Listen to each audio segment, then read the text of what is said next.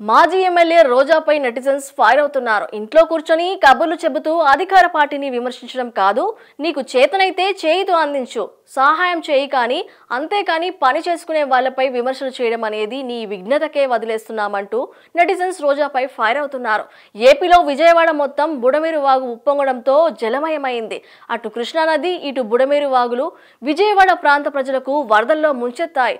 వెంటనే ప్రభుత్వ యంత్రాంగం, సీఎం చంద్రబాబు రంగంలోకి దిగి అక్కడి ప్రజలకు సహాయ చర్యలు చేపట్టారు. మరోపక్క వైసీపీ నేతలు చంద్రబాబుపై, మంత్రులపై అనుచిత వ్యాఖ్యలు చేస్తున్నారు.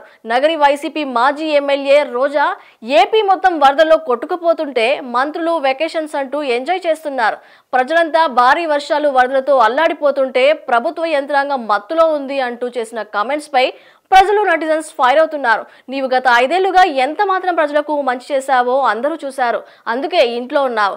నీకు మానవత్వం ఉంటే ఒకరిని విమర్శించడం కాదు, నీకు చేతనైనంత సహాయం చేయి, అప్పుడు మాట్లాడు అంటూ అటు పవన్ కళ్యాణ్ కూడా ఇండైరెక్ట్ గా రోజాకి ఇచ్చి పడేశారు.